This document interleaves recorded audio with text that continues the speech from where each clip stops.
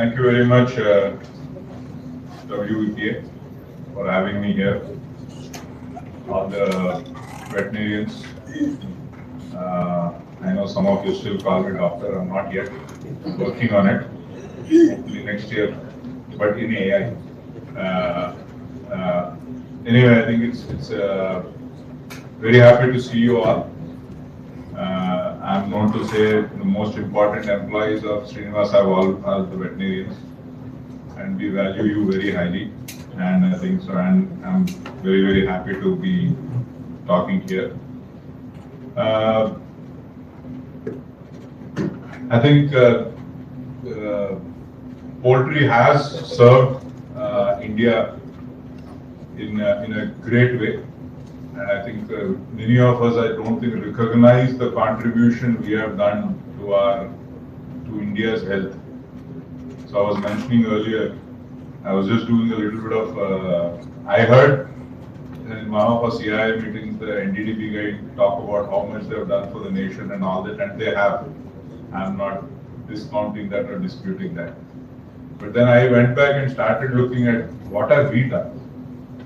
And the most surprising thing I noticed that as you all know, in terms of agriculture productivity, India ranks doesn't actually. It should be an embarrassment for us in how we rank in most of the commodities. But in poultry, I think we can very proudly say we are among the best in the world. And I think we are an example of what can be done for others. And there are a few other things I'll state about why we have to be celebrated a lot more than I think we are. I think it's also a factor of there's somewhere the gap is there. I don't know how. Our numbers, I think, as usual, Government of India's numbers are not matching the reality.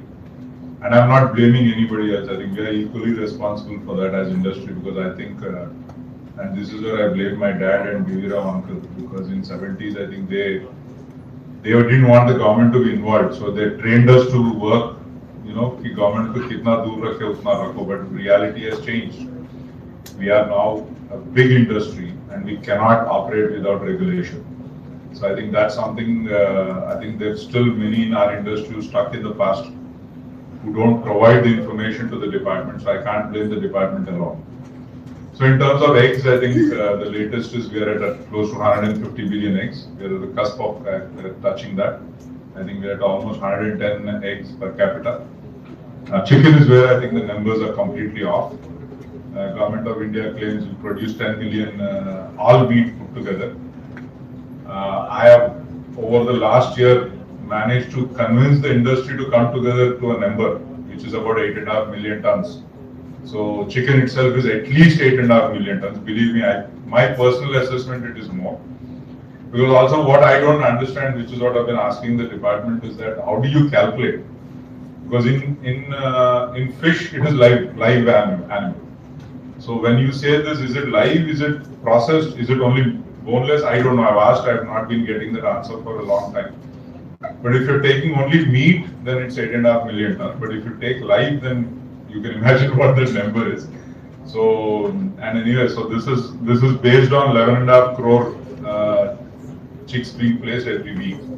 I think that number also is more than that. So I think, IB itself, you know how it has grown. So that number is definitely more than 11.5 crores. Closer to 125. So that is what I would say. But anyway, I'm happy if you accept 8.5 first. Then we'll talk about. So for that way, if you see, I think by 2030 we should be the number 3 chicken producer in the world, because that means we will beat Brazil. So eggs anyway we are number 2. We are marching on to. I think it will take us some time, but we'll be because Chinese really eat a lot of eggs, right? And so that's what Dr. Verma asked me to talk about 2030. I think I've said that. I think it will be phenomenal. I think eggs we should touch close to 200 billion eggs production, and so that's that. So there's no doubt about that. feed cost and all that, I think there's little sense in us talking about it here because this is not the platform for that, but that's there. Sorry, I forgot about the point I was making. So I was just looking at it, as you all know, this year there are two incidents that happened for Srinivasa. One is we celebrated 60 years of our foundation. And of course, last month, about a month back, my dad passed away. So it made me ponder on what is his contribution and what we did and all that. So I was just looking at what is the inflation adjusted egg price, egg and chicken also actually, that should be today compared to when he started in 1965. I couldn't get 1965 price, but 1970 and 1982 anyway we looked at it. So as per that data, an egg should be today 12 rupees. And we all know it is not. It is around 6. I mean, even if you factor last 2 months price, it is 6 rupees 20 paisa average. This is retail price, right? And today, feed cost in Brazil, corn price in Brazil and in US is about 15 rupees, right? And an egg is selling for 27, 20, 30 rupees in a US today. And Brazil is something a little less, but something like that. But also, I think this is where my dad's contribution comes in, is that if you see, nowhere in the world is the farmer getting the price that the share of the retail price is the highest in India. It's close to 80+%. In US, that is closer to 40%, 50%. I don't know if I made that impact, right? For 30 rupees, the farmer in US is getting maybe 12 rupees max. But whereas the 6 rupees a farmer in India is getting 475, right? So that's, I think, what the Indian industry has done. So I think we should all be very, because people sitting here, you have all contributed for sure, and we wouldn't have been here without that. So I think that's that. And I think, and we, as I foresee 2047 Viksit Bharat, I think poultry will continue to lead in that and will contribute to that, and phenomenal opportunities, no doubt about that. So definitely there are structural pressures because of feed cost. Why I'm not worried, not talking about feed cost, is it's not in our control, and essentially it applies to everybody. It applies at a larger scale, so I don't think we should worry too much about that. And I was glad to hear them talking about that makkah will not be a problem production. I think there will always be a lag in game and all that, but the significant opportunities there considering the productivity but even that I'm not sure about the numbers. I don't know the numbers being put out, because I know in Andhra we are doing very well in productivity. And I heard Bihar is doing very well in per acre yields. So where the hell are we not doing well? I don't know. So I'm just, it doesn't make sense to me. As usual, Government of India numbers don't much make sense to me sometimes. But then, as I said, it's easy to criticize. So that's what I'm trying to get to. What is the gap? Where is the gap? What's like in chicken? That's what I said. And I think as people participating in the industry, we have to start taking AMR seriously. I know we have blamed a lot more than the reality is. I think because we are easier to blame than others. But that said, I think public is going to react, because India mein reaction time, with media and all that. I just recently wrote on LinkedIn about that apna problem kya hai, we have a lot of these elites sitting in Delhi especially and preaching to us about what should happen without reality check on what India can afford, right? They keep talking about, Government of India FSSAI is saying 0.1 micron, but these guys want to make their own standards. They talk about, as I said, if you're ready to pay me 30 rupees, I will hand feed the chicken and give you it. Usme kya hai? Akhroट खिलाएंगे उसको, serve करेंगे आपको. But are you ready to give? And how does it serve the nation?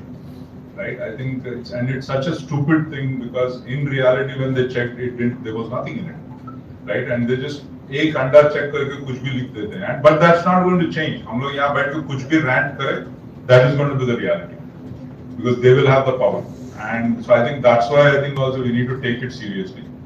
And again, I don't know who from the government is here. I think they have to start tracking the molecule. They can't blame a farmer, a small farmer, कि वो क्या कर रहा है, right? आप molecule तो track करते नहीं हो, आप दिख रहा है, आप बेचने क्यों दे रहे हो? अगर banned item है तो इंडिया में क्यों मिल रहा है, right? And we know that also, right? In terms of vaccines and all that, you know what is coming from कहाँ से नहीं मालूम, so you know. I mean, I'm not taking names, but I know sometimes some of the people in the department get angry with me. Yes, sir. Yes, sir. Because it's not right, it is not fair. But we know all kinds of vaccines are being done, right? All kinds of vaccines are being done. Why am I worried about that, sir? Is not that because as a person who's supplying and we're working with them, I have no idea कि क्या vaccine हो रहा है. Because जो officially बिक रहा है, I can understand, I can ask MSD accountable, I can hold somebody accountable, but ये Chinese vaccine कौन है, क्या है उसमें, किसको मालूम, right? And they are doing left, right, and center. And other thing I'm saying is the country's authority is going away. That's this thing, right? अगर अपना government का भाव वो control चले गया, तो फिर कल क्या होगा किसको मालूम? So I think we have to be a little realistic about it. Because a lot of policy making is being driven by romanticism, idealism. So I think that's what I would say. Because especially not just AI. AI is one part. I'm not discounting, but I think too much focus is going on AI, and there are 20 other diseases that can be easily handled with the right vaccines. ILD is one case, which can be very easily handled. The whole world is vaccinating. India may have permission here. And there is vaccines crossing the Nepal border and coming and again same thing. I don't know what is in that vaccine.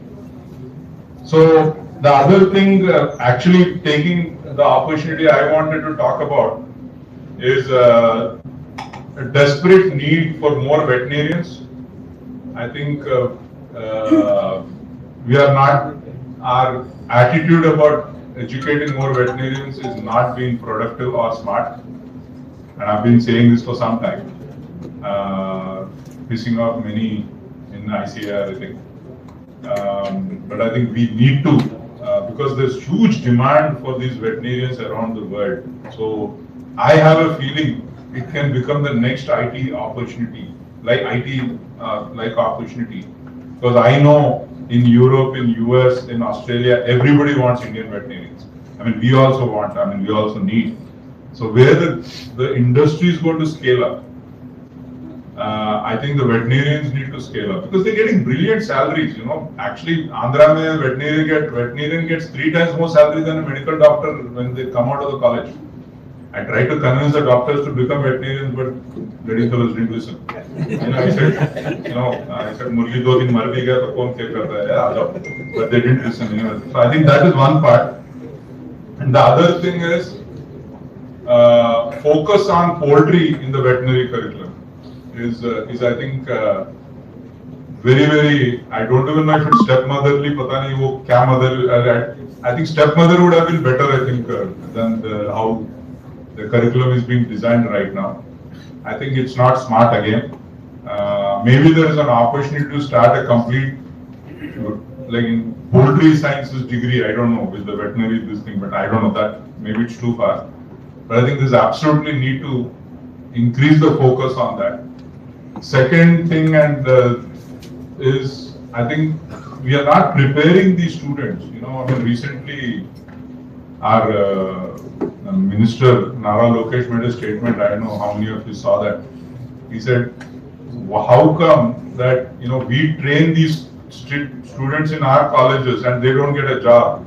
So there's a street in Hyderabad called Amirpet. It is called, recently the SAP guys also put it on this thing. Because that is where most of the SAP guys are trained in the world. It's a small street. If you see, there are like 600 institutes in that street training on SAP. He says people go there 3 months, they get a job. So the minister was saying, what is the point? Something wrong with our education system that people who pass out of our colleges are not getting, but वो 3 महीना वहाँ जाता है अपने degree खत्म करके उसको job मिल रहा है. So I think that's the problem. Right now because of the demand we're taking, but believe me, these fresh veterinarians who come have no clue what we're talking. It takes us so long to train them. And then many of them then of course find a government job, they don't have to do anything, and they are all going there. But why I'm saying this is, I think that a veterinarian is nothing but a data scientist for me. So we have to train them in analysis, data analysis, and AI now, right? Abhi AI to pata nahi kab aayega curriculum mein, but I think this is a need, sir. I think absolutely these are the 2 points on this platform. I think WVPA has to take it up seriously. We are not finding fault with anybody. We are talking about what the country needs. And it was good to hear you, sir, and the director, sir, the DG, sir, ki they are open to listening to this. I think this is the critical element now. We have to, because the world is going to change like crazy, believe me, sir. The world is going to change, and AI will play such a big role in poultry. That is why I started doing a degree in that, doing a doctorate in that, because I said, boss, this is going to change. And I want to understand what are these people talking about, right? And I think so that I think these students have to be trained, because whoever is coming have to lead this country for next 20, 30 years, 40 years. And another point, India ka to abhi time shuru hua hai, sir. You have no idea where India is going in the next 75 years. India ka hai. It's not next 20 years. Next 75 years India ka hai minimum. Uske baad to hum to rahenge nahi, to kya karenge? Anyway, but the point is,